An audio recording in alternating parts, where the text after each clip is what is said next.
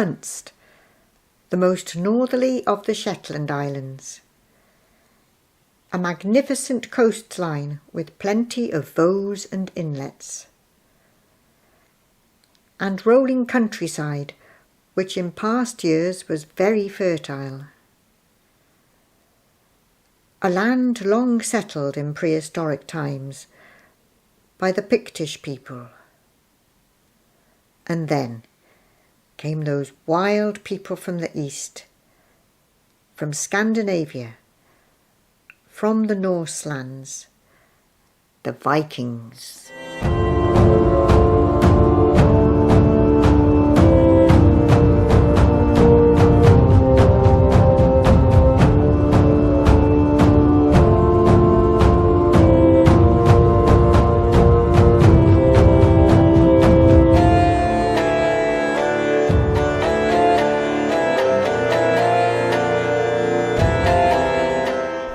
We are standing in the replica of the Viking longhouse at Haraldswick, a good place to start our exploration of the Viking history on Unst.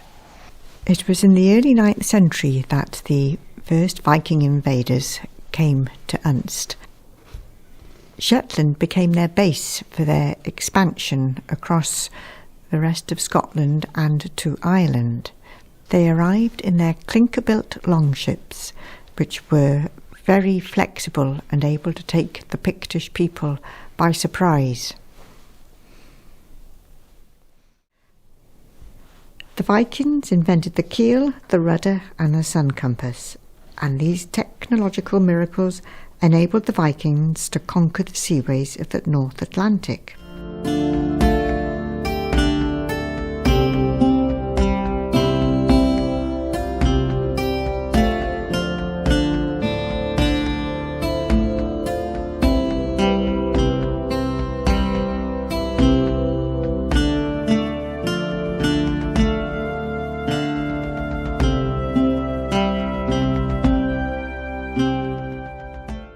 The reasons why the Vikings came west was because they had a large population expansion in Scandinavia, so land was short, and they came over to Shetland where there was land, good fertile land.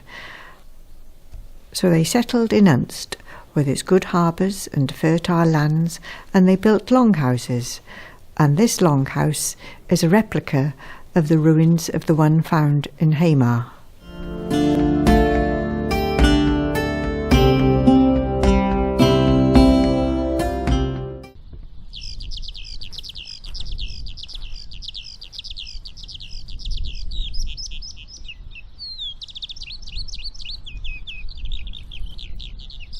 We are at the site of the Hamar longhouse, and Hamar is Old Norse for rocky outcrop on the hillside, and in Viking times this would have been good growing area. But the stones that we can see here are not from the first longhouse, they're from the third one. And the first one would have been a pit house, which we can see the outlines roughly in the red gravel. It was built below the surface where the fire was, and that would keep people warm in the winter and cool in the summer. And the second building was the longhouse, the big longhouse here, with a hearth in the lower end. And then a new longhouse was built using the foundations of this one, and it was divided into two. And the top half would have been where the people lived, and they had a ditch around it at the top to keep the water out. And the lower half then would have been for the animals. In Scandinavia, the Vikings built their longhouses from wood, but of course there's not much wood in Shetland, so they had to use stone. And stone survives, unlike wood, and so that is why we have the remains of a lot of them on Shetland. Unst was used as a staging post for raids down the west coast of Scotland and over to Ireland. But they didn't just raid, the Viking families also settled here, working the land and assimilating peacefully with the existing Pictish population. It's quite a thought standing here, enjoying the peace and the utter loneliness, really, of nobody else about, just the sound of the birds, the different birds calling. But it's a thought to think that now Shetland has probably got the least number of people living in it than ever in its history, because it was very much inhabited from way back. And when the Vikings came, the Picts were still here, and they came to not just to raid but to live here peacefully. And also this area here at one time was very fertile land, and now it looks beautiful with the grass and the flowers in it, but apparently in the 17th century all the turf was stripped. I don't know why, but it was, and that meant that the fertility of the land left it never to return, apart from, as I said, the grass and the flowers. And then, of course, there were the clearances, when after so many people were living here, they were cleared to make way for the sheep, which were going to give the landowners more money. And but the result now, of course, is a beautiful place. It really is lovely. But it's just thought-provoking.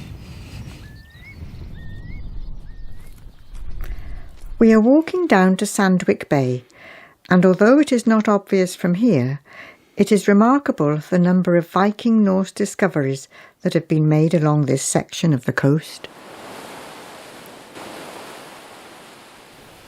Sandwick is Old Norse for Sandy Bay, and it's also known as the Easting, and it's provided a home, food and shelter to generations of Shetlanders. The land surrounding the bay is peppered with the remains of farmsteads, field boundaries and cultivation. The historic importance of the sea to the community is reflected in the discovery of fishing weights, red net sinkers and pins carved from whalebone. The dead have been buried at the chapel of Framgord for around 1,000 years. This beach was the ideal spot for a Norse settler, a sheltered sandy shore to pull up a boat with good farmland behind. These are the remains of a Norse longhouse. Excavation in the 1970s showed that this house was built before the 1100s and was lived in for several generations. Finds from the excavation included large numbers of fish bones, iron fish hooks and soapstone fishing line sinkers. Excavations also uncovered a Pictish burial in the sand and a Pictish building a little to the south above the grassy banks. Clearly the Norse settlers were not the first people to discover this beautiful bay. Further along the coast and beyond the beach is a Norse chapel and farm at Framgord. Many of the other surviving farms are on higher ground. We're standing in the ruins of an 11th to 12th century chapel just above the bay at Sandwick. And as we're here, we're sheltered from the wind, can hardly hear the sea. It's a place of such peacefulness and stillness. It's called Framgord, and Framgord is Norse for furthest out farm, and many rich and influential farmers had their own chapels. But we don't know who lived here or what happened because this site hasn't been excavated at all. But it's still in use today. There's Commonwealth war graves here and local families are buried here. But to be buried here, they have to bring the coffin on tractor, and the people walk for a considerable distance, whereas in Viking times they would have used boats, so it would have been easier. The unusual small crosses and the long thin grave markers, or keelstones, probably date from the first half of the 11th century to the early 12th century.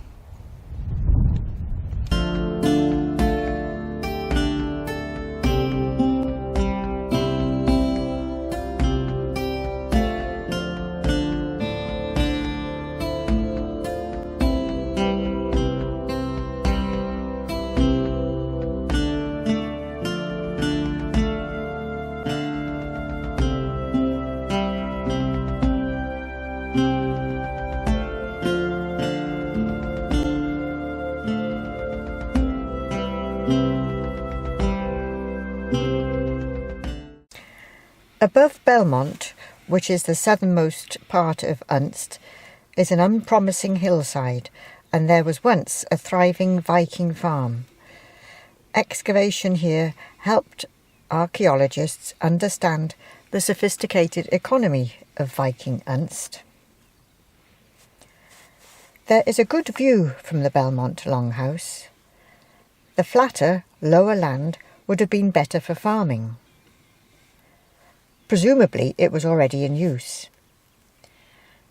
In spite of the unpromising location, Belmont thrived perhaps for centuries, and the building was altered many times. The last building wasn't even very long. The yards and fields around the house were used as hay meadows and grazing. But importantly, Belmont is the only place archaeologists have found where soapstone objects were finished on a grand scale. Finds included a lamp which had broken in the final stages of manufacture and was discarded, unused, in a post hole. Beyond the modern wall above the house there are outcrops of soapstone. The farm also had a small-scale smithy, perhaps making tools for stoneworking. There are the remains of at least 60 longhouses on Unst, the highest density of rural Viking sites anywhere, including Scandinavia. At Underhool there are the remains of 2 longhouses, but what we are looking at is the upper longhouse.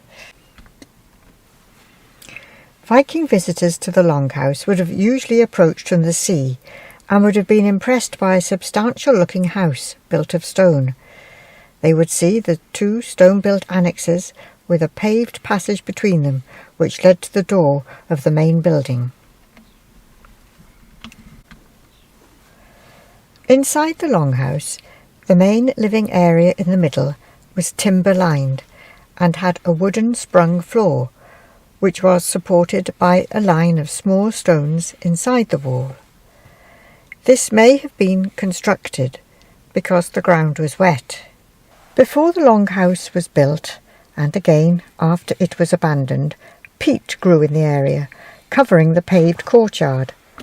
Tephra, which is glassy microscopic volcanic ash, has been discovered in the peat.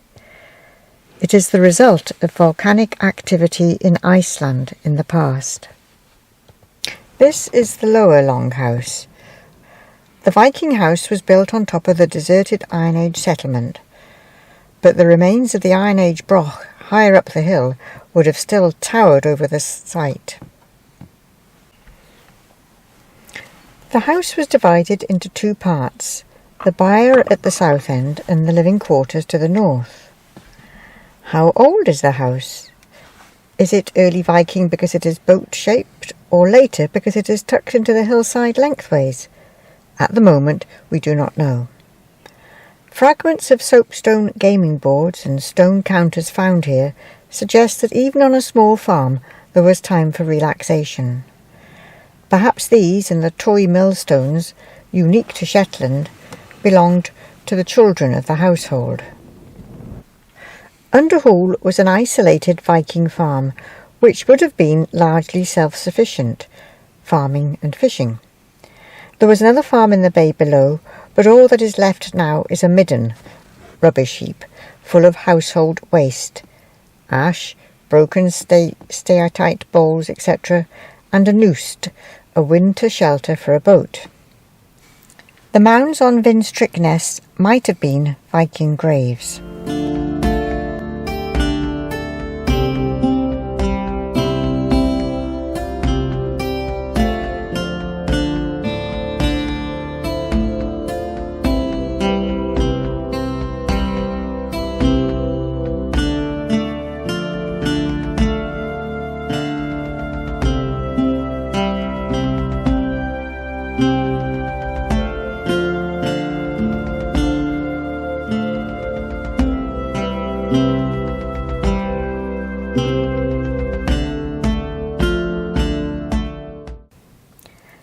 This is St Olaf's Kirk at Lund. It is pre-12th century, probably built for the occupants of the Viking Norse settlement nearby. There are 3 Viking stone crosses with a 4th worn cross close by. This church was used until 1785.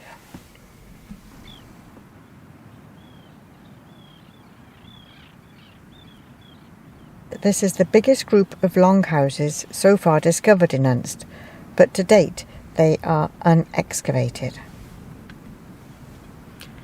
Despite not having been excavated, the remains of the longhouses are still clearly visible, with their living quarters at the one end and the byre for the animals at the other. In the Viking times this would have been a busy area, but now the population of it is sheep and rabbits and birds.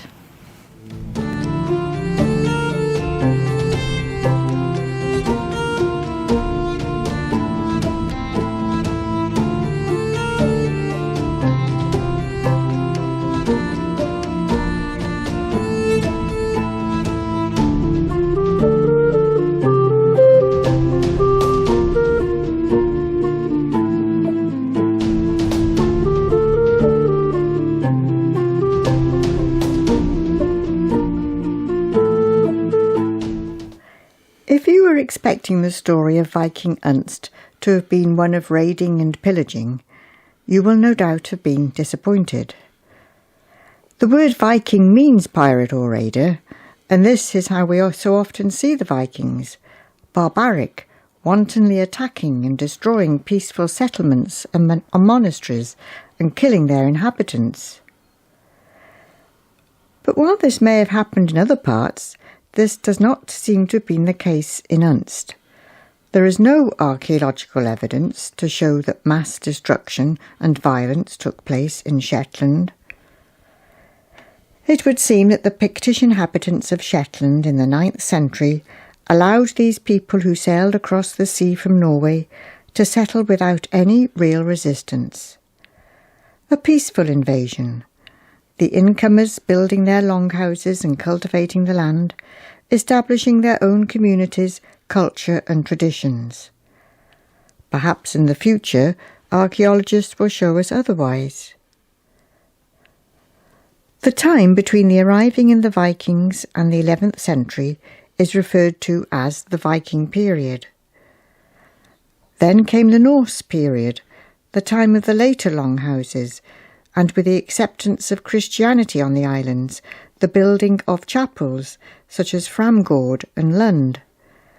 And that began a long period in Shetland's history under Norse law and order, until the Shetland Islands were annexed to Scotland in 1471.